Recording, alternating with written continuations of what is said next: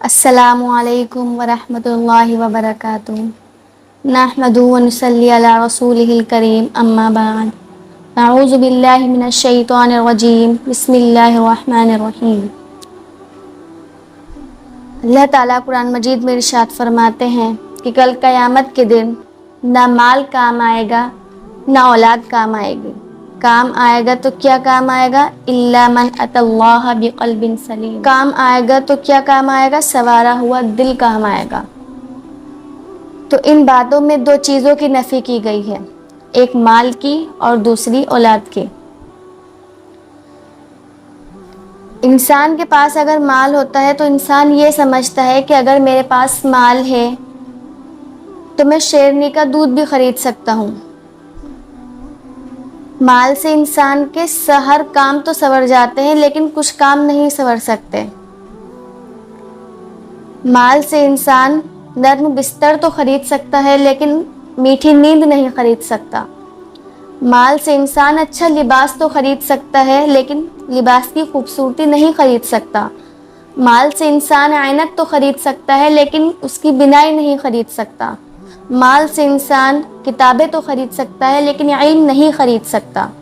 تو ان تمام باتوں سے کیا بات معلوم ہوتی ہے کہ مال ہی سب کچھ نہیں ہے۔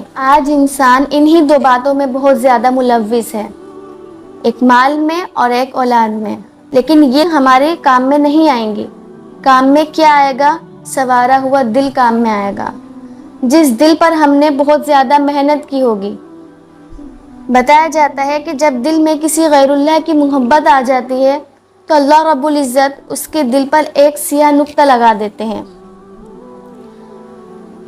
تو جب بندہ توبہ کر لیتا ہے تو وہ نقطہ مٹا دیا جاتا ہے، اور جب بندہ توبہ ہی نہیں کرتا، گناہ پہ گناہ کرتا جاتا ہے تو وہ نقطہ اللہ تعالیٰ لگاتا رہتا ہے حتیٰ کہ اس کا دل سیاہ ہو جاتا ہے۔ پھر اس دل میں اللہ رب العزت کی محبت نہیں بستی۔ تو ہمیں اس دل میں بہت زیادہ محنت کرنی ہے۔ اس دل میں ہم نے غیر اللہ کی محبت کو بالکل بسا رکھا ہے، اس دنیا کی محبت کو بالکل بسا رکھا ہے۔ تو ہمیں اس دل میں اللہ رب العزت کی محبت کو بسانا تھا، لیکن افسوس صدا افسوس ہمارے حالوں پر۔ تو ہمیں اس دل پر محنت کرنی ہے اور اس میں اللہ رب العزت کی محبت کو بسانا ہے۔ دعا ہے کہ اللہ تعالیٰ ہمارے دلوں سے غیر اللہ کی محبت کو نکال کر اپنی محبت پیدا فرما۔ آمین۔ وآخر دعوانا الحمد للہ رب العالمین۔ والسلام علیکم ورحمۃ اللہ۔